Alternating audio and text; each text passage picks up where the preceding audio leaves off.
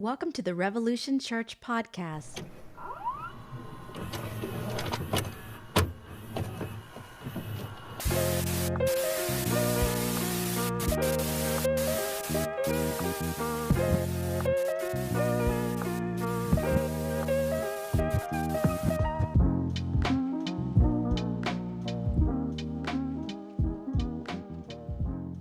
I know I look like a sea captain today. Arr. There she blows. All right, good morning, everyone. Has there been any holidays since we last chatted? I don't think so. That's good. I've been working on Christmas shopping. Lordy, lordy. Why is it when you're broke, Christmas comes around? I mean, I guess we're always broke. It's just when you have to buy a bunch of extra stuff. There you go. All right, well, welcome everybody. Don't forget to like and subscribe. I only know that because I hear my son watching YouTube videos. So there's YouTube comments on all these, like, oh gosh, what's the guy he really likes name? He really likes the guy who makes the chocolate bars and gives the money away all the time. And, you know, those like and subscribe. If we get 1 million views, we'll eat this hot pepper. He loves hot stuff. Obsessed with hot, spicy things. So please like and set your alarm. And put on your notifications and follow us right here at Revolution. If you haven't, you should. If we get 1 million followers, I'll drop dead right in front of you on this very show.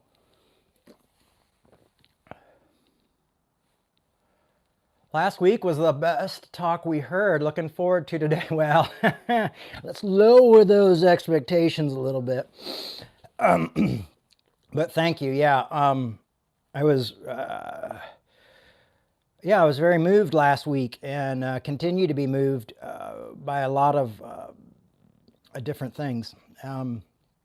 Today's talk, I don't want to say it's necessarily a sequel to any of the hell talks, but there is a bit. There's a bit of that in this today. But I thank you. I mean, honesty, I think is you know, talking about Bishop Carlton Pearson and his work, and also kind of putting in, believe it or not, Nietzsche really was a very big, firm believer in honesty. He didn't seem to be open to the contradiction of having religion be a part of that. So, you know, I just kind of was trying to sew that into my own work of saying, well, you know, this radical kind of idea of radical honesty. And you know, and you kind of have to have radical grace in a world of radical honesty. You know, the two need to go hand in hand when we're able to be very honest about things and not play games with each other. Very important, I think. So, yeah, might help us all be better friends and better people. So, anyway, I've got 2 soccer games following this, but my ex-wife is being really cool and hanging out with the kids this morning, so that's good. This is my addiction, and I try to get off of it. All right, well, thanks everybody for coming. I'm glad to see you're here. It's another gray day, wonderful, beautiful gray day here in Seattle. Oh, I want to recommend this real quick. This is Carlton Pearson's book, The Gospel of Inclusion. I did a J recommends, and please share those if you get a chance, because the books I try to recommend are books that I've been reading. And I'll be honest with you folks, I am on I'm reading everything right now. Like, I am just on a reading frenzy. Like, I haven't been since probably Brooklyn, you know, where I'm reading like 4 books at a time, you know. And it's funny because being dyslexic and being a late learner, like, I don't think I really felt comfortable reading until I was about 12 years old. And now I can speed read. I don't often speed read unless it's like fiction or something like that, because these type of books, you know, I want to, and you know, Hegel, you can't speed read Hegel and things like that. But It's wild. You know, I never thought I'd be reading that many books at once, and been reading a lot before I go to bed as well. So I'm really excited about this, the rest of this year and the beginning of next year. I think we've got some really cool things coming up. So, you know, this is just, I can't find a job, so I've just read and keep this one. And the more I read and the better it gets, this becomes my job again. So that's great. You know, I bought this really weird sweatshirt. What do they call them in England? They call them something, jumpers. And the reason I bought it is because it reminded me of my best friend when I was like 9 years old. He used to wear a sweatshirt that looked just like this, and I always thought he looked super cool. And here I am, 47, and I was in a store at the, it was an outlet of some sort. What was it? It's my favorite outlet. Which one was it? It was Nordstrom's. I like the Nordstrom's rack. So I was at the Nordstrom's and I saw that, and I was like, oh, I want to look like my best friend from 9 years, when he was 9 years old. Oh, thanks for praying and get a new job, or that some billionaire comes along and supports revolution, or something like that. That would be even better, because I would love to just continue to do this and be able to do more and maybe have a place to start meeting folks and things like that. There's some good news happening, but I can't share it with everybody right now. So it's weird. The world is weird that, you know, you get good news and like, well, don't say anything. So, you know, I'll keep you all posted. You'll know. So anyway, yeah, this book is the book when Carlton Pearson went through all of his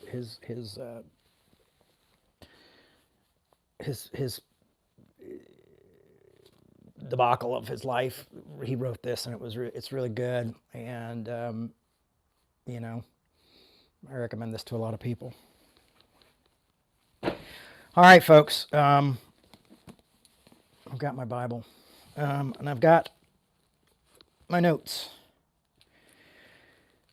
It was funny. So I like to go out and study. There's a Starbucks right down the street from my house, and there's usually a free table there. So I just go there and I get an iced tea, and I think of the irony of being anti-capitalist and drinking my tea there. But these two younger men were near my table. Looked like college attending. Don't know how I could tell, but I could just, probably because they had book bags even on a Sunday. But so did I. But I look like a, you know, like I'm working on a ship right now. But I also have punk badges on, and so I had my books out, and I had the Bible there, and I had that book out, and I had a Hegel book out, and what else did I have? Something else. I don't know where it went, because I wasn't using it today. But I had all these different books out. I'm writing notes. And, you know, this doesn't happen much anymore, but this guy walks up to me, and I got my giant headphones in. I have these giant pair of headphones. He starts talking to me, so I take my headphones off. Oh, what are you reading there? I can't help but be interested by the look of your books. And it's funny because I was still most embarrassed by the Bible, you know?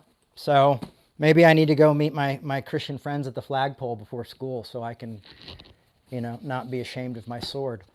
You know, and I'm like, oh my gosh, I've got like all these like, you know, I've got all these weird books, you know, and it was just funny that it was like, even to this day, like faith, like, you know, what do you do? You know, and you're just going like, oh, it's still hard to explain. So maybe that means it's time for a change, folks. I certainly hope so. Let's see.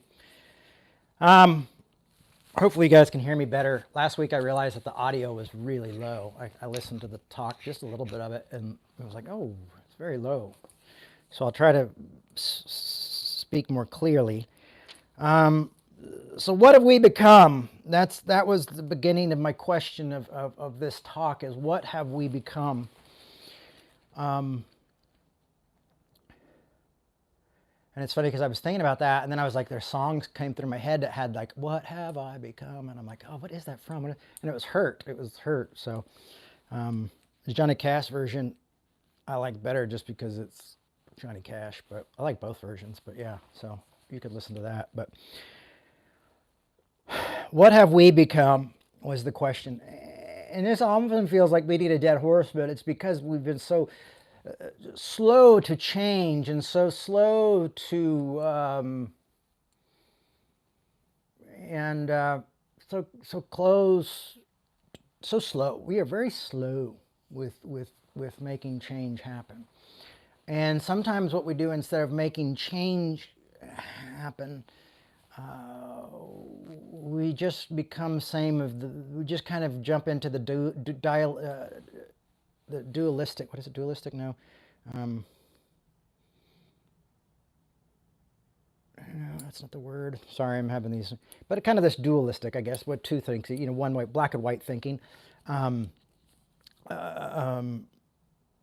We get into this kind of black and white thinking of good and bad, and we just switch our goods and our bads. Like, oh, I'm going to just jump from this, which seems bad now, over to this good now, and then I'll just see that as bad, and then when this becomes bad, maybe I'll jump over to this. And you see that happen a lot in seminary, to be honest with you, especially the evangelicals who go to seminary, is they go to seminary, and I saw this happen to a lot of my friends when I was younger. They would go to seminary and they would come back and they were just like, and usually would drop out. A lot of my friends dropped out of seminary, and a lot of people used to jokingly call the seminary the cemetery. Oh, you're going to cemetery? Be careful. And so what happens in seminary, because I've taken seminary classes just for fun, because I'm kind of wild, I'm kind of a rebel. And I watched, you hear things that are devastating to theology that you grew up with. You know what I mean? Like, you hear things that like just don't, and you find out things about the Bible and you're just like, and you're just, people say, oh, it was just boring, I couldn't handle it. But, I remember friends coming back being like, I don't think I believe in God anymore. I don't know what to do. And a lot of these people I watched eventually come back around and just write off that time of their life. Like, oh, that was just a weird time. Oh, that was just, and they try to say like, oh, there was, it was progressive, liberal, or it was conservative, or, or they were really atheists. You know what I mean? You try to like blame all these people. Like, they were bad. I'm good. My church I grew up isn't good. So we'll ignore all the factual things we learned and all the like mind-blowing things we learned, and go back into the church and just kind of stay away from cemetery or seminary. And it's not a cemetery. The problem is it's a cemetery for your old belief system, and it's earth-shattering, and it shows us the reality that most of our teachers in the church, in the Christian fellowship, aren't taught well. And even a lot of them are just taught within their denomination.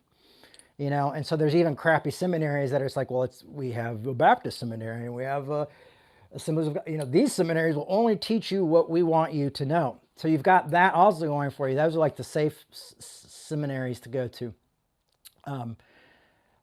But there's a lot of probably, I'd say maybe 60, 70, 80% of pastors, I mean, me included. I mean, I'm all self-taught. So you never know what kind of heresy you're going to hear here, folks. But I grew up with that type of thing, seeing that a lot. I don't know why I told you that story. Organized religion. It's part of it. We're talking a little bit about organized religion today.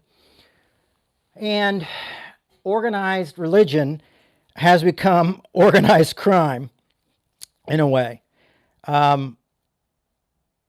Like a mob god, or the Godfather. The Godfather is God the Father. And follow me on this, if you will. This is something that came to me the other evening, and I was just sitting, I was reading about hell. And I will tell you this, if you take a deep dive into studying hell, it is so confusing, and I'm really working on it to get it less confusing so I can prepare a part 2 of the talk we did. I'm actually think I'm going to take a class, an online class on it, because it gets really confusing really fast. And it's only 3 different words, and they get really confusing in the tradition and how they've been used and how they've changed over years and the type of things that we've done with them. But hell isn't hell that we thought it was, and I don't think there is a hell. And I'm starting to be curious about how that concept really hit into the New Testament directly. And I think there's some issues there. I think there's a lot of red flags there, to be honest with you. But it's interesting. But why do I say organized religion, organized crime, the mob, the Godfather, God mob, if you will, have you ever watched a mob movie? If you haven't, do yourself a favor. It's a great genre. I really like the British mobster movies are my favorite, because they're all kind of cheeky with each other. But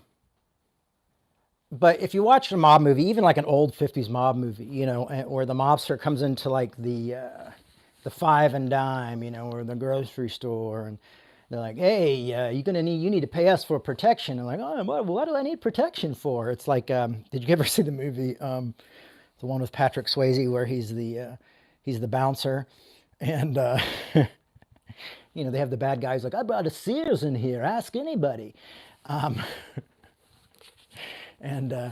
that guy's doing the same thing to all these, it would be a shame if something, happened, and then they like knock over a vase or like a lamp. If something bad were to happen to you here, and they start knocking things over. And the point is that they're saying, you need to give us a percentage of what you make to keep you safe. And then our enemies and your enemies become our enemies, which is true of it as well. But then they go like, but really you're paying them to protect you from them ultimately. Like, if they don't protect you, they're going to burn your shop down, kick you out, you're gone, you're done. And so you're paying people to protect you from them, right? So that's the Roadhouse. Roadhouse was that movie, by the way. Classic film. I saw Roadhouse in South Carolina when it first came out. And I remember it was so rowdy in there. I was smoking a cigarette. I was like 12, 13 years old, smoking a cigarette, watching Roadhouse. Like, yeah, like it was like we were a very bad group of kids. So you pay for the protection. Their enemies or our enemies become their enemies. And if you really think on it, that is often what Christianity is doing. Like when you're at Sunday, if you grew up like me in evangelical, even the Baptists in the Assemblies of God did a very similar thing, at the end of the talk. You're like, if you were to die tonight, and there's often a story about a guy who rode in on a motorcycle and came to an event and heard about the event and heard about Jesus and almost came to Jesus, but then was like, I don't know, it's not cool. And then he rode home and he died on his bike and he went to hell. You'd hear that stuff, and so if you think about it, and then every eyes closed, every head bowed, raise your hand. Oh, I see that hand. I see that hand. I see that hand. Yes, yes, yes, yes. Sometimes I think they're adding yeses just to make make people seem like get everybody else saved.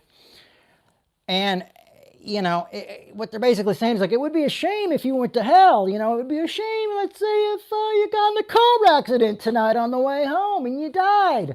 And you end up suffering in eternity, burning up in a very private, particular, like in Assemblies of God, hell got real particular. It was like, oh yeah, there's a designed, when you go, it'll be your own personal hell, So it'll be like, for me, it would be like snakes and taxes, you know what I mean? It would be, letters from the IRS.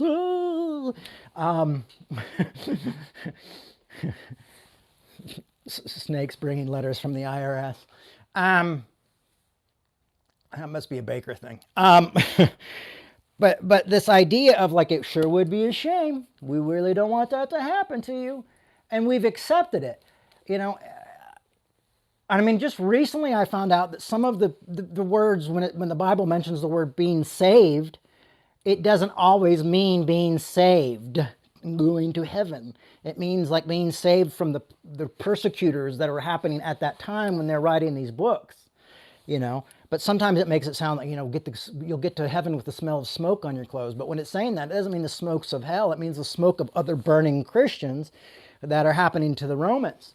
But we've been sold, so we see things a particular way. So I've never realized until recently, because I was just studying really good scholarship, and I've studied theology most of my adult life, from probably 20 to now. I'm 47. But it never really hit me that Paul never brought up hell. He brought up what's the waiting room? He had different words that he used, but the ones that Catholics usually believe in. You guys are usually faster with your answers. Come on, kingdom typers. Can I get an amen and an answer to my question? Purgatory. So sorry, I beat you. Paul, at most purgatory, it seems like he was saying annihilation maybe, but no hell. But the thing was, you grow up hearing hell, and it's like the same thing with love. There's all these different types of love, but you think in reading it in the Bible, it's all one type of love. But then when you start looking, this is erotic love here. Oh, this is that type of love here, And then hell being 3D. Oh, you go, this is different. Or destruction. Oh, destruction must mean hell. And so you hear these things. And I saw an article on this saying, sometimes you have to just allow Paul to be Paul, and you have to take Paul out because Paul's earlier than the Gospels. And people think Paul is this horrible person. Oh, he's sexist, and he hates it. And so a lot of people just say, I don't read Paul. But Paul's better news in a lot of ways because Paul's not throwing anybody in a torture chamber. The pastoral epistles weren't written by Paul. So now you realize Paul is not as bad and as sexist as you thought he would be. And Romans 1, everybody gets caught up, but read Romans 2 as well. That being said, those are things that are important to read, but we always have these ideas of what we've been taught and what we've been raised with, and we're going to look at that in a minute, and how it informs us that we don't even question it. And matter of fact, if someone who's trained their whole life comes along and tells us something different, we go, we would have known. But then you start hearing preachers and teachers call higher education cemeteries instead of seminaries. So even their own higher education is dangerous. And then you hear people like, you don't want to go down, if you learn to, and even my mom was worried about that. Like, anytime I would bring around, my friend shoplifted a philosophy book and gave it to me. And he's like, because nothing belongs to anyone, bro. Must have been a Nietzsche, but I don't remember what I read. I remember thinking, this is evil. Philosophy is bad. This is like a one-way ticket to hell, and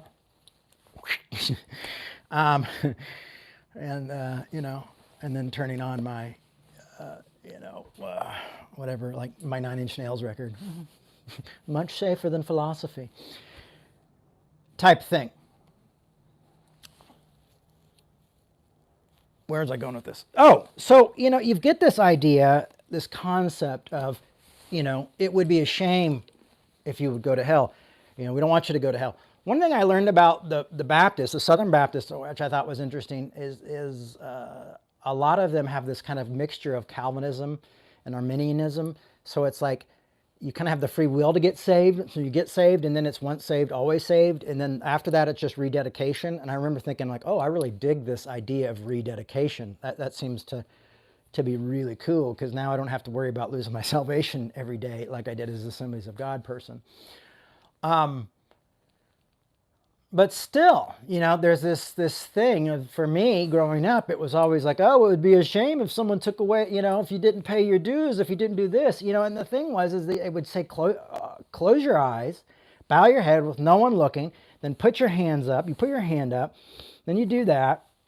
And they, welcome to the kingdom of God. Welcome, you're going to heaven. You're like, yay. And then they go, now anybody who did that prayer, we want you to come up front.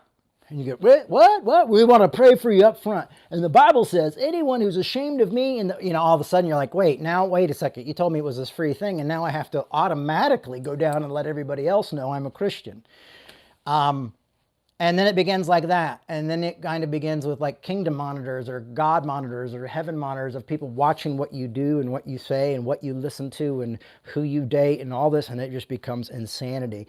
And it's like all of a sudden you've joined and you're like, it's not cult, but all of a sudden everybody's like, what are you doing? What are you listening to? Who are you going out with? What are you reading? Are you in? Are you out? Are you in? Are you out? And so it's like a combination between like mob a mob, like a really, really freaking paranoid mob or a cult. It'd be a shame if something happened to you. You just kind of slowly threw into hell. And you start to realize that this is in some ways a way to keep us going to church on Sundays and raise a lot of money and make people feel better about themselves.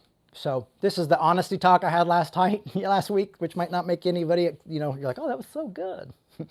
Last week was oh, he's being honest now. What else is on here? Let's watch Mr. Beast. Mr. Beast, that's who my kid likes.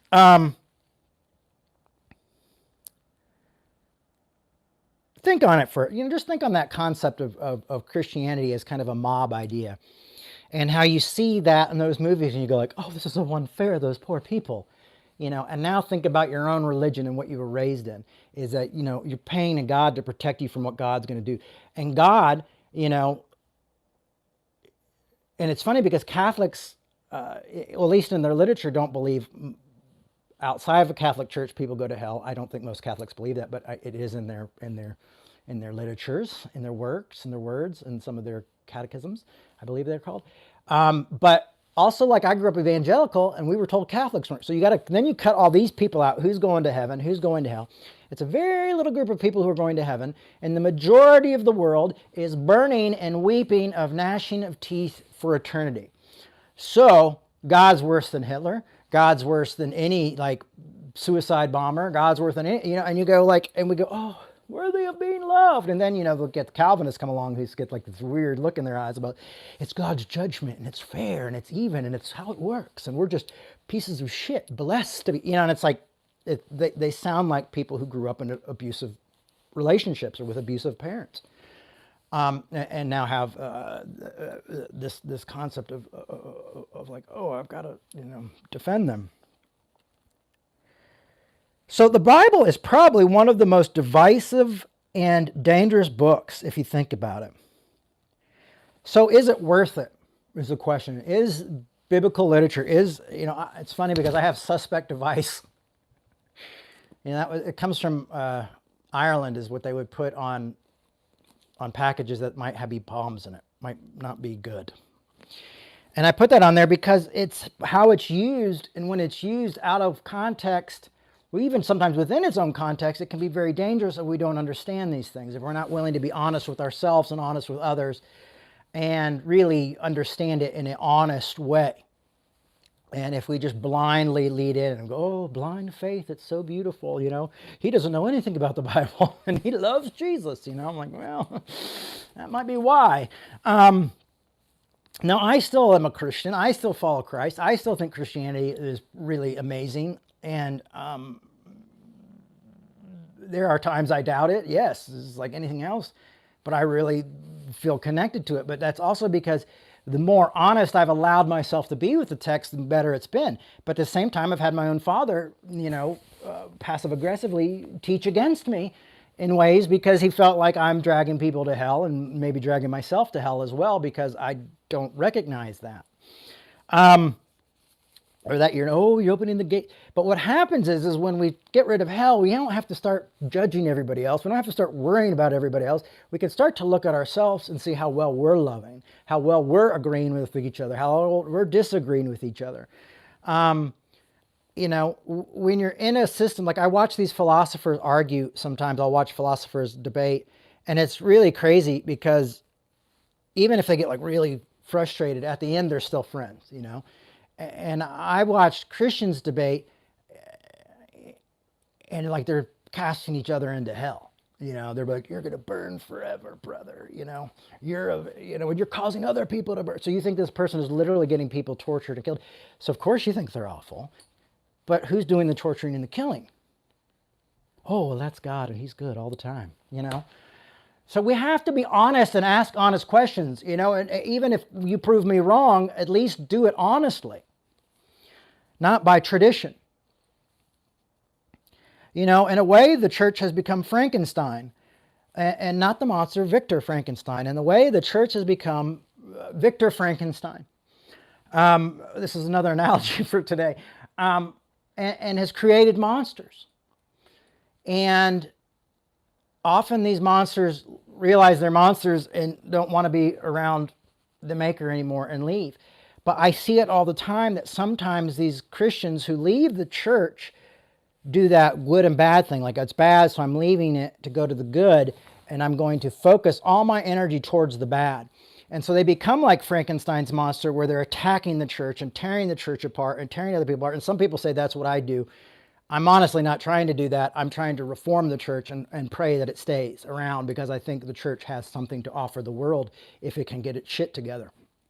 But you've got this Frankenstein mentality. So what happens is the church raises all these people to be intolerant, to be judgmental, to be hateful, to be suspicious of everyone, and programs them that way. And then they go like, holy crap, this is no way to live. So they leave, and then they return the favor to the church and become very suspicious, very angry, very hurt, and very judgmental of those who follow Christ, or those who are part of the church, or those who are part of those people. And so it creates this system, and you'll see it a lot. You'll see it a lot on people who are like, people like Christians will raise money being like, we've got to fight against this evil. And then the people who they're fighting against will be like, yeah, we got to fight against these closed-minded Christians. And yeah, do this. Will help me raise money so we can fight against this kind of stuff and get that, And so it's this like circle of like that's also a revolution. That's not one that changes. That one that just continues to go around and around and around and around like a record. And so you have these two groups that just kind of like create this like system of life for them both, and they're able to like raise money off of each other and help each other by making each other look foolish to their own people. And you see that a lot. And where is that getting us? Is that moving us to a place where we're more inclusive of each other, more inclusive of black and white and LGBTQ folks? Is that moving us in a position where we're more acceptive of liberals and conservatives and, whatever? Is this getting us to a place where we're seeing war and we don't go, oh, that team is the good one and that one's bad, when we go, no, everybody's got to stop killing each other. I don't want to be a part of a world. I don't want my taxes to go towards murdering anybody, good or bad.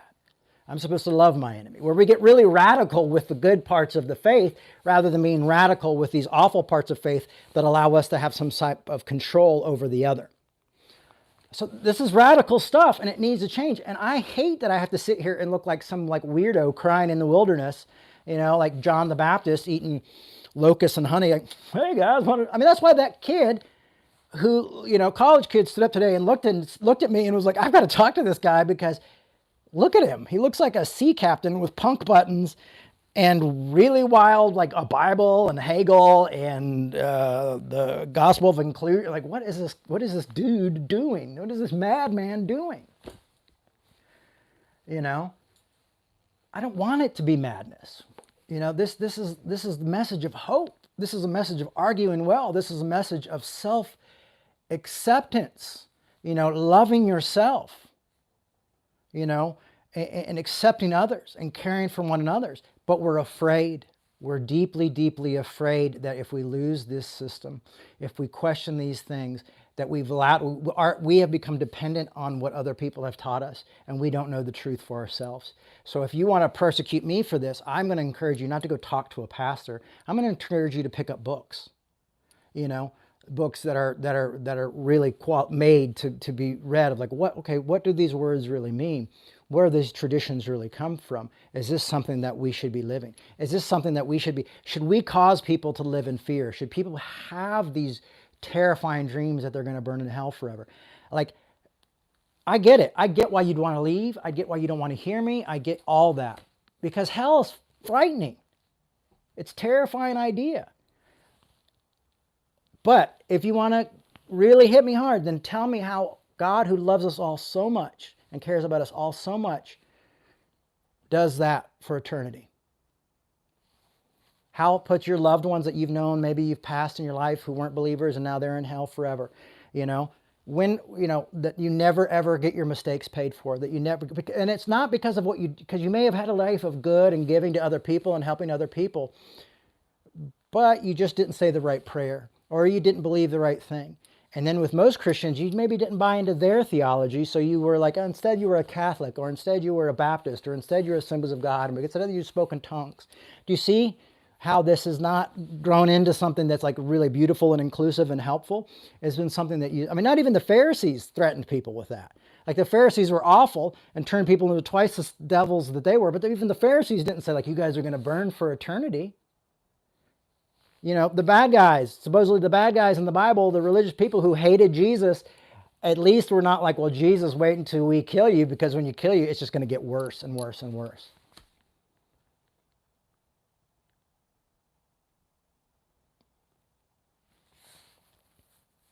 And I feel like that people like Martin Luther, work was never done. Because Martin Luther said, you guys, you can't charge people for a moment in hell. You can't charge people to get out of hell. You can't charge indulgences. That's horrible. That's wrong. Because the church was taking advantage of that. But my question is what we're still kind of charging indulgences with a wink and a nudge. We're still trying to say like, oh, we want to get you out of hell, and here's the right way, and stay under our leadership and make sure you come here once a week, maybe twice a week, maybe 3 times a week, maybe 4 times a week, because you don't want to go to hell. And you don't want your loved ones to go to hell. But we're willing to accept this insane idea because we've grown up with the traditions of it. Some really smart people wrote it into creeds and things like that. And we just go, okay. And then someone like me comes along and you go like, oh, he's lost the script.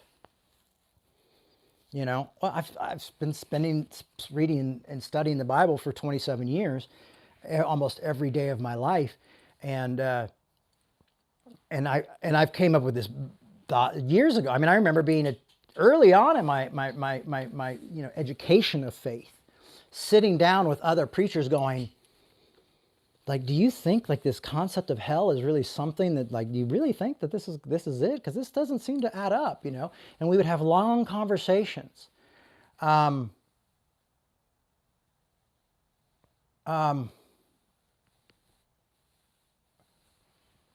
there's an interesting concept. What does SMH mean? Does anybody know? I'm sorry, I just see someone wrote something SMH and I'm not sure. Oh, but they also said goodbye and wrote SMH. Oh, I'm sorry. Hey, I'm sorry. Did I make you upset? I'm not here to make you upset. I'm here to challenge you. I'm here to say, hey, read this stuff, study this stuff, read that book, The Gospel of Inclusion, and then prove it wrong. If you want to really get a real good place to go, really, really get a good way to argue with something. Read that book, The Gospel of Inclusion by Carlton Pearson, and then prove it wrong and share it with me. I'll be glad. You can get me on Instagram and things like that. Like, if you want to be able to prove it wrong, fantastic. But the fact is the gospel means good news. And I'm not sure what good news is. It has to do with all the kids who are starving in Africa dying and then just popping into hell. All the Jews dying in the Holocaust popping in hell. All the people who were hit by, or killed every day just going to hell if they didn't say the right prayer or didn't believe the right thing. Like, that's what we've subscribed to. So there's a reason why people look at us and go, oh, Christians are crazy. And it might not just because a lot of Christians are conservative, or like when liberal Christians get liberal, they get really wacky. It might be because a lot of us buy into an idea that we want you to serve our God, or our God is going to destroy you and kill you forever and torture you for eternity in the most horrific way. And imagine I used to be told this as a kid. Think about this, being told this as like a 6 or 7-year-old kid. Imagine the worst thing you can imagine, and then it's 10 times that. That's what hell is. Why does the Bible even say, like, bringing people to Christ through love and grace? Now, I haven't believed in hell in a long time. So if this is, people are going, oh, you haven't been listening. I've said it before, and I've just said I haven't done talks on it. And today is a bit of a talk, but it's a talk to kind of show, like, how we look at it differently. That's why I've said it's like a mob, or it's like Frankenstein. In the Frankenstein book, Frankenstein becomes so angry at his master, at the maker, that he starts to become articulate and says, I'm going to come back, I'm going to kill all your friends, and I'm going to take all your friends. And I can remember getting saved, at Christian camp, and them all being like, you got to just get rid of your friends. because, God's coming for them. Pray for your friends, maybe share a Bible verse with them or something like that. Invite them to church, but that's it. You got to get rid of them because they're all hellbound and they'll drag you back to hell. I was told to do the exact opposite that Jesus did. Don't hang out with sinners. Don't hang out with those, you don't hang out with those people. You don't do that.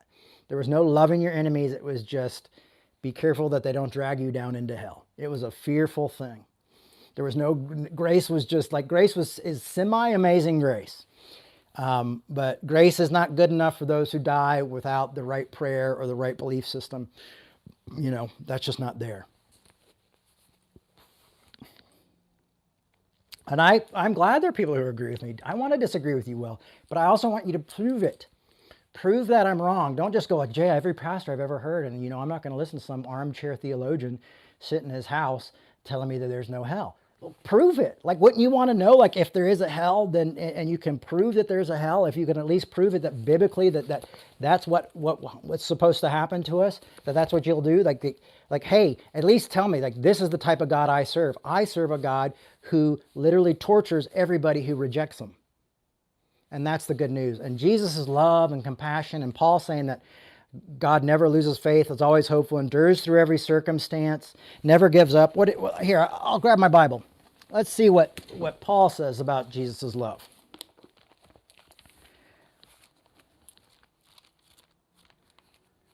Here we go. 1 Corinthians 13, 4-7. Love is patient. Love is kind. Love is not envious, boastful, or arrogant, or rude. It does not insist on its own way. It is not irritable or resentful. Now, for a second, you got to look at that resentful. That's translated in other translations as keeps no record of when it's been wronged. So love keeps no record of it's been wronged unless you didn't say the right prayer, right? It does not rejoice in wrongdoing. Okay, fair enough. But rejoices in the truth. Yes. It bears all things, believes all things, hopes all things, and endures all things. Love never ends. Now imagine if we let go of hell theology, of this torture chamber idea, and we still had to get rid of hell. That means hell on earth. That means wars. That means what late-time capitalism is doing to all of us, is frightened that we can't pay our bills and we can't make ends meet and that we're going to be homeless. Like, we don't just want it for ourselves, but we want to share that with others. Imagine how Christianity would be seen in that way. Like Dr. King, or, do you all think Gandhi went to hell? Well, that's just a fact. He's burning in hell. Good guy. Yeah. He wasn't a great guy because he did some things that weren't great, but he did some things that were really great. But that's just all of us. So, these are questions to ask. Are good works only for just, why even do good things? Like, if you realize, like, well, are we serving God because it's a get out of hell free card? Because you're told you're loved unconditionally, you're cared for, and I'll never give up, never lose faith, where he cares about you, embraces you like baby chicks. But, you're going, oh, that sounds good. Now, but here's the real kicker. It's like the seal the deal. It's like, this is how we're going to seal the deal on the cell. Then they become all of a sudden the mob boss. And here's the deal. You'll be protected. You'll be taken care of. People will say hi to you on the streets. It's going to be fantastic. Everybody's going to come here. You're going to love it. And if you don't pay, if you don't do what we ask you to, then you're going to be killed and burned and harassed every single day into your life. And life won't be that much longer because we're going to end it. Wait, so you could either make my life heaven or you can make my life hell. Well, what are you going to choose? Is it good because of the good things, or is it because of the bad things that you choose it? The Bible says perfect love casts out all fear. And those who still fear God have not been completely matured in God. I believe that's in John. I believe that's in 1 John.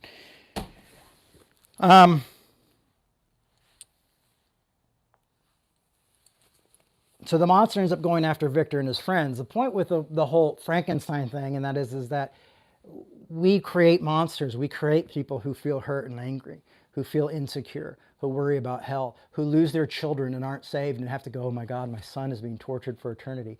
If you could bring anybody out of hell, here's the question. If you could pull anybody out of hell, would you? If you could say, well, they won't be in hell.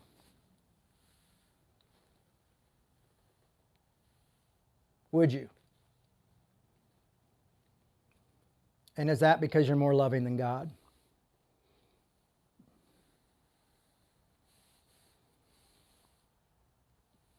You know, does anybody ever eventually, like, do you think people just, you say, oh, they have to pay the price, but like, I mean, this is beyond cancel culture. People, I hate cancel culture. Well, this is beyond cancel culture. So I'm asking for radical honesty. I believe that the faith asks for that. I believe Christianity talks about not lying. So I'm asking for that as well. Like, we be radically honest about this. Or at least say, well, I didn't make the rules and it's really horrible, but I'm going to serve it because I don't want to go to hell. And if it is true to some of you, then you should be running the streets, telling people. You should be the street preacher. And except saying repent, because that word is very misunderstood. I think you should say, change your mind and come to Jesus so you don't burn in hell. Trust me, you should love him because I heard hell's a really crappy place, Or you just like stop believing it all and just start working out and taking vitamins and take your chances. I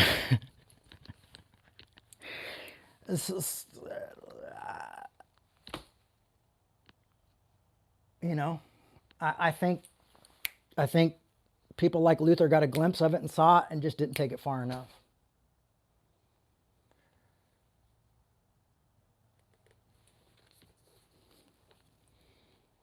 And why did God create such evil, shitty beings?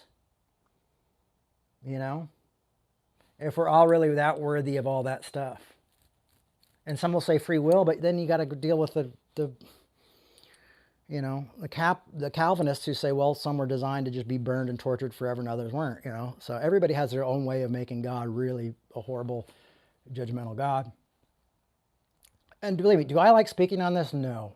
Should I be speaking on this in the beginning of December when I have to pay rent and buy gifts for my children and do things like that? No, probably not the best idea. Not really when the month you need to raise finances the most is coming up. That's probably not the sermon you want to preach. But I mean, honestly, I believe this stuff and I want to share it with you and I want to help you set free, or at least I want you to question it. At least I want you to go look into it and ask the question, have I been hoodwinked?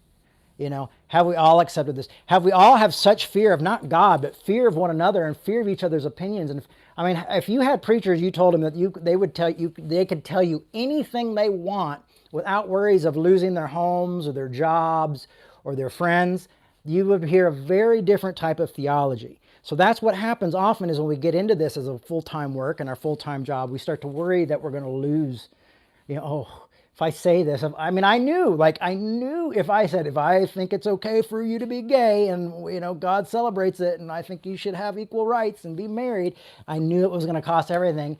And I did it anyway, even though it probably wasn't the best for my finances or best for my staff's finances because it took it all away. But that's the thing is when you follow the radical, there's some of us who just can't help it. And that's what I love about Carlton Pearson, because I used to see Carlton Pearson do all these huge sermons and just thousands and thousands and thousands of people. He had a huge church and all this stuff, and he was conservative and he's all this stuff. And I just always remember thinking, like, is this guy for real? Is this guy for real? And I remember when he said, I don't believe in hell anymore, and watched everything go down. I didn't think we'd end up speaking in the same event together. We did, and we'd been, I'd known him before that, but we became dear friends. That was the moment where I knew he was real. And it wasn't a convenient truth for him. It was cost him everything. And he never got it back. I'm sitting in a room right now by myself with a messy house because I've had my kids for like 8 days. And I'm going to pick them up in a few minutes. Because I told the truth. Because when we tell the truth, and others go, well, you're just not in the club. To the point where people would say stuff like, God's taken his hands off of you. I watch people arguing hell over, we love hell, we love keeping score so much that we will damn a man minutes after his death. We will damn his memories minutes after his death. And always, I watched it and I go, it's not truth. If you want me to lie to you and that will get you to support me, find another church. Because maybe they're not lying. Maybe they truly believe it. And I believe a lot of people do truly believe this stuff. But that's why I talk about arguing well. arguing to a point where we don't have to destroy each other's lives. All right, what have we become? And here's the thing is we must first free ourselves from the pollution of institutional religious thoughts. So we've got to allow ourselves to be free. We've got to allow ourselves to free ourselves from the pollution of the institutional religious thoughts. It's like when Yoda said, you must unlearn what you have learned. We've got to unlearn the things that we've been raised with. So when I look and I go into a thing where it's ex-Christians and I start talking to them about stuff and they start attacking me like crazy because they know I'm still a Christian or I'm a pastor or whatever this is. And those are words I've been very uncomfortable with, but today I felt very comfortable. To this day, literally today, I feel comfortable with those words because of this truth. If this was more of the truth, I would feel comfortable with being a pastor, with running a church, with being a part of communities, if we were open to talk about this stuff rather than scapegoating each other and destroying each other the time it comes up. So, we must first free ourselves from the pollution of institutional religious thought. We've got to unlearn.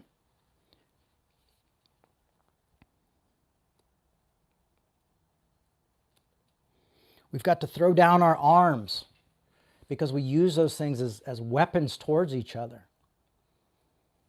I mean, if your first thought is that anytime someone brings up a piece of theology that you don't like or you don't agree with is to turn off the TV or turn off the webcast or walk out. And it's not to know like, well, why? Why are you doing this? I mean, do you like that Mercedes in the driving? Why would you do this? Do you not remember what the guys who said they would protect us would do to you if you questioned that?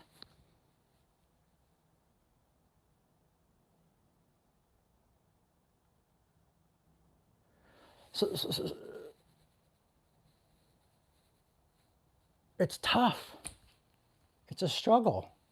It's not something I take lightly. I don't like being discommunicated from my family because I don't believe in a certain idea that seems like a fairy tale.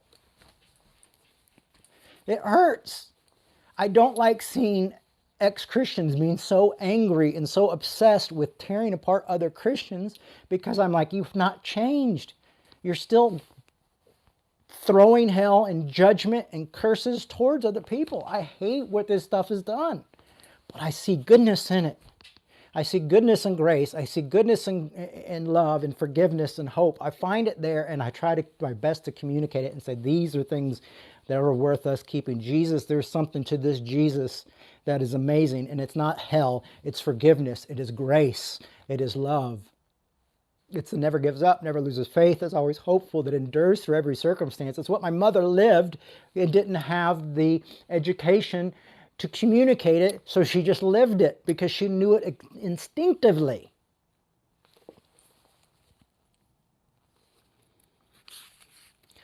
We must let go of judging one another and start to learn one another's. We've got to learn our love style. Judging one another is because of their lifestyle, and begin to find out what our love style is. Let's not worry about everybody else's lifestyle. Let's learn what our love style. What is my love style? And that's why I preach about grace and arguing well and things like that. How do I love? And can I do that by any means necessary? Can I love others that way? Can I do what my mother said, I got to be me? Can I be me and love people radically? There's a reason why she's celebrated by people is because she loved people so much. She never came out as support of gay marriage, and all that stuff, but she loved people in such a way that they were radically changed by that love, and it wasn't fear, it wasn't hell, it wasn't those things that made them go like, she had something right. And what my mom had was a relationship with Jesus. She loved Jesus, she loved grace, she knew it in her bones how much God loved us. That she would go anywhere and tell people Jesus loved them and not warn them about burning in hell. She just didn't think about it. She didn't want to think about it because instinctively she knew there's something wrong with that theology. And here's the thing is we don't fight with our fists. We take a book out of Gandhi or Dr. King and we use love against the fires of hell. We use love against the fires of the hell that other people bestow upon us.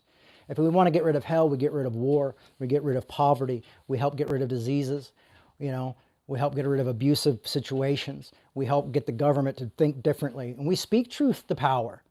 But we know ultimately it is for the greater good. So I'm not saying we don't go and go, hey, I'm not happy with the Republicans or the Democrats. I think they're both screwy, and I'm really shocked about how many of them own stock in like weapons manufacturing. It really frightens me to death, to be honest with you. And it needs to stop, and it's horrible, and it's horrific, So we speak truth to power. But we do that out of a concept of love, of where that leads. Rather than it leading to where, everybody's like, follow the money. What's the bottom dollar? Instead of having the bottom dollar, we go to the bottom of how do I love to my fullest? What is my love style? How do I continue to love and love those who don't even deserve to be loved, as the Bible says, my enemies? And how do I love my enemies while they are still actively my enemies?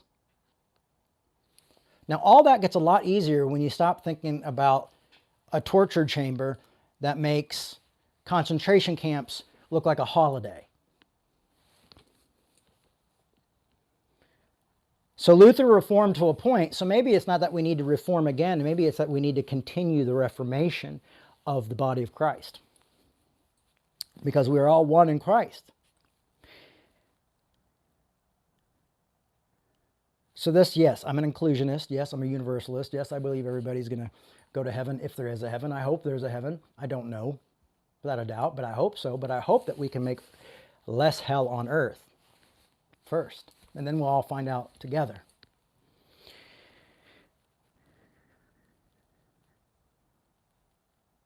So maybe, just maybe, we're here to continue this work of the type of reform that helps other people, that doesn't go to war over reform, but that we love more radically. I remember this old blues song, and this guy was going like, no more burning hell. But he also said no more heaven. He said, no more heaven. No more burning hell, because he just wanted to live his life. So no more burning hell. And I've been thinking about that, no more burning hell. Rather a burning passion for truth, even if it doesn't agree with our tradition or our theology, even our philosophy, but that we have this radical concept of hunger for truth. And sometimes truths meet in the middle. And so then we have to learn about contradiction, and that's where the importance of philosophy and thinking at another level comes, and that's where critical thinking comes into it. So it's not this thing where I'm just going, like, there's a reason why the Bible says die to your flesh and carry your cross and do all these things. It's not just given, it's we have to work for it. We have to understand it. It's not, you don't just sit back and go like, okay, that's my theology. That's my theologian right there. And that's my philosopher. I like what he says. Okay, that's my philosopher. No, you study it, you look at it, you spend time, you wrestle with it. You go, oh, geez, how's that? Well, who doesn't like it? You go over here and you read this and you study these things and you do it and you earn to understand these things, over time. And you wrestle with it like Jacob wrestled with the angel, And one of the things is that when the Bible in Corinthians, when it talks about no more resentment, no more keeping record, there's no more record keeping. And that's what we do, because humans are addicted to keeping records. And remembering the score. And it's not just Christians, it's everybody. And it's not just conservatives, it's liberals have become way better now the past couple years.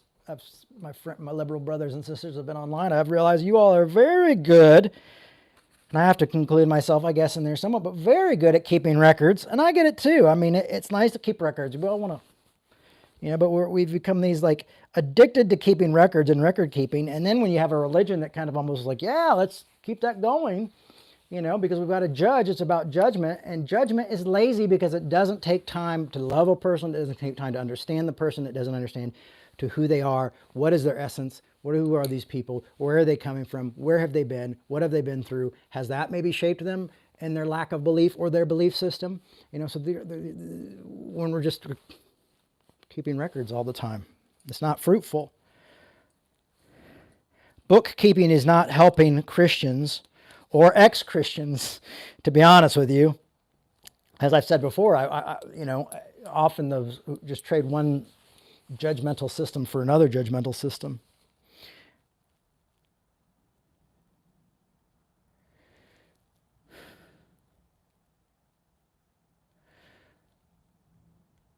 So I guess what I'm asking you to do more and more today is to continue to dive into the concepts of truth. And I'll tell you what I found in desperately jumping into these different concepts is I found more grace and more forgiveness and more maturity. And life has consequences, and it's enough to live within the world system and the consequences that life has every day for the decisions we make. And I'm always grateful for grace in those moments as well. But I don't think this is about eternity, and I don't think there's an eternal torture chamber. And I didn't really even mean for this to be on hell, but what I meant this to be is to kind of show us the mentality of what a lot of Christianity has become. And that certain people, avoid it. When I used to be called a seeker-sensitive teacher because I didn't talk a lot about hell because I didn't want to, because I knew it was bad, but instinctively I knew it was bad, so I didn't write about it. Sometimes the best theologians don't really go down the theology of hell because they just were like, well, just avoid that part because it seems to undo all of the good news. So you don't hear a lot about it. I don't even think like Paul Tillich necessarily wrote about hell, but I don't sort of think Paul Tillich did not believe in hell for a reason. But so that's the thing too, is you see like Joel Osteen hasn't become famous because he preaches hellfire and brimstone. I sat in a room with Joel Osteen and he said he wished he could be gay affirming. But then he kind of pointed to all the people around him and was like, but they'll never let it happen. So they're more afraid of us than they are. They're more afraid of being wrong with the people than they are being wrong theologically. There's a reason, Osteen avoids hell as much as he does. So I'll see Roberta say, how do we know the truth? And it can be very confusing. Study, read. Find out, like, oh, what does this mean? And find good lectures online. Study good books. If you can't read books, you can get audiobooks and we can learn from one another. Come to Revolution, and go, okay, well, maybe Jay's not right. I remember reading a lot of conservative evangelical stuff like 10 or 15 years ago because it was becoming so popular with people. I wanted to know, like, what's going on why is Calvinism making this resurgence so strong? And reading those things. Read things you don't agree with. If Grace is True, I think it's two authors of the book, If Grace is True. There's a book called If Grace is True. I can't remember the authors' names right now. But I remember reading that. And the first time I read it, it got very loosey-goosey with grace and kind of wrote out hell. And I remember, and I've seen the first copy I had of that book. I've got all these red flags next to it because I was like, oh, this is a slippery slope to heresy. Like, it's good news, but it's slippery slope, And I had to study more. Now I go back and look at those red flags and I go, oh, how do you know what the truth is? I also have to wonder, like we don't. You don't always know. Sometimes it is a leap of faith. But you get the best evidence you can and the best understanding you can, and you follow it because it's definitely not by what the majority think. Majorities have voted in a lot of horrific people and done a lot of bad things. And, Creed had a #1 album at one time. So come on, folks. We know that, the majority isn't always right.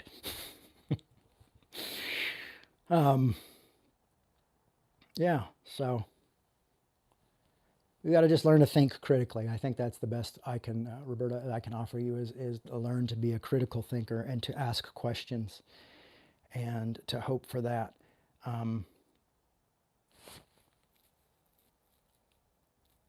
But that's how I've come to the conclusion is through prayer and studying. But also, I'll tell you this. One of the things that happened to me, because I had always kind of, like I said, people seen as a seeker-sensitive pastor and never really talked about hell. I just couldn't figure out how it made sense, but I just figured, well, it's God. I'll just trust the Lord. And it was a car ride with Carlton Pearson. And it wasn't theology. It wasn't a word study. I knew hell wasn't what we thought it was and that it wasn't Dante's Inferno from doing word studies. So I knew it wasn't that. Like, it wasn't this scary torture chamber-y I mean, it was still scary, but it wasn't exactly what I had been raised in it.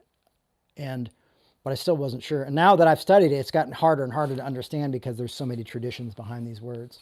And hopefully I will have a good answer for that. But one of the things is I said, what about Hitler to Carlton? I said, what about Hitler? As we were driving back from this talk. And I'm there in that car because I'd said it's okay to be gay, so my audience has gotten smaller. He's there because he didn't believe in hell. And it's funny thing is both of us had these transitions, and at the same time, he still thought it was a sin to be gay, and I still thought there was a hell, maybe. And so we're having this conversation. And I said, well, what about Hitler? And he goes, Jay, what you're saying about Hitler being the most evil person to ever live is you're making God is like a billion times more evil than that because of what he's going to do to those who died in the gas chambers, go straight to hell. And then the majority of the living are going to be burning in hell for eternity with no hope for a stop and no end to their suffering. And that was it. In my head, it just went click. And I'm like, yeah, I can't buy that. I don't buy it. I won't buy it. And if that's the truth, then we're all hopeless. And there's no hope and there's nothing good about that news at all. And it hit me right at that moment. And I just said, well, I'll have to look at it. I have to look deeper into it. But that moment changed my mind. I said, yeah, that doesn't add up with the message of Christ. There's something wrong here. And that's often how, like when you look at the pastoral epistles, and they don't line up with the word of Paul's, of other things that Paul's saying. Paul 1 minute is being like, there's neither male nor female, no Jew or no Gentile, and then the next minute Paul's going like, and this is how leadership is, and this person's more important than this person, and then I'm like, but didn't he just say in Galatians that God has no respecter of man, and now he's setting up all these like different things, and so it was comparing and looking and going and just using even those common sense ideas to go, okay, I need to look deeper into this. I had the other day an ORU graduate come on and say to me, oh, well, what is it? What is this Christianity then? What's the whole point of Christianity? Just to love other people? Just to love each other? Is that the whole point? I mean, that seems kind of weird. And I'm like, but no, that's it. You got it. You figured it out. What you think is boring and weird and strange and that doesn't make any sense. That's it. That's the point of Christianity. Loving others and loving those who don't love you. There it is. Love God with all your heart and equally as important, love your neighbor as yourself. Yep, you got it. Those are the most important things. And to him, that wasn't enough. To him, he wanted to fire insurance. He wanted to be special. He wanted to be unique. He wanted to have special knowledge and being going to a special place and being specially chosen because he knew the right thing. And that can be addicting. Certainty can be addicting.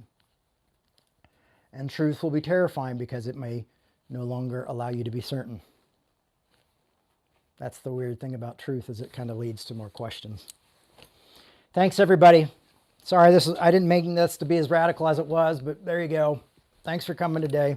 Let's not allow Christianity to be a mob or organized crime.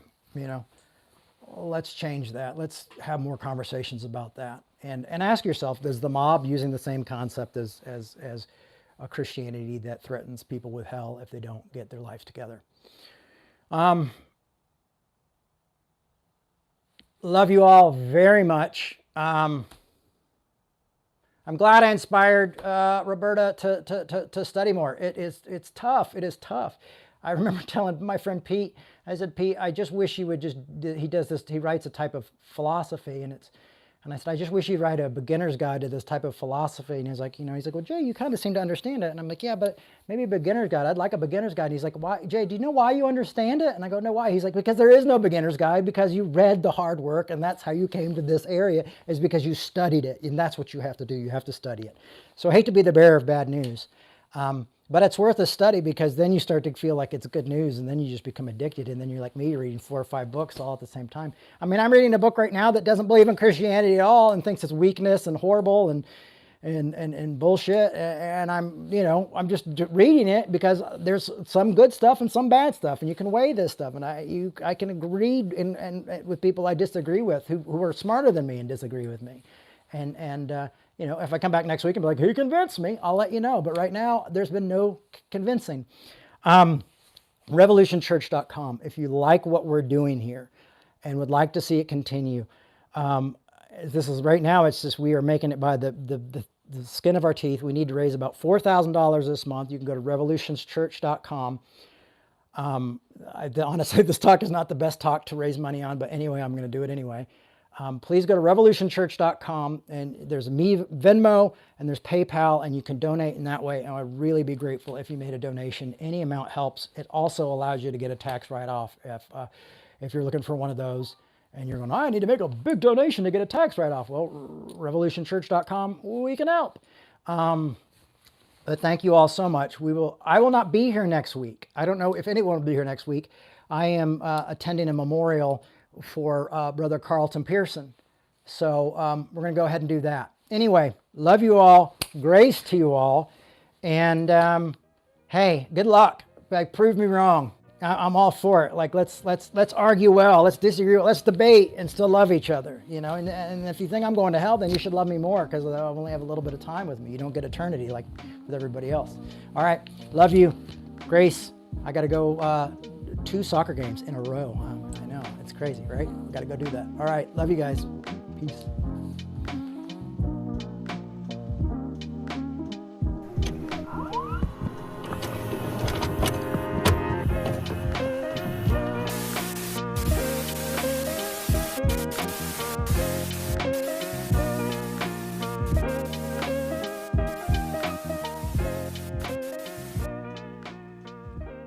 Thanks for listening. We hope you enjoyed this podcast. To make your 100% tax-deductible donation today, please visit revolutionchurch.com/donate. You can also learn more by clicking the donate section on the website.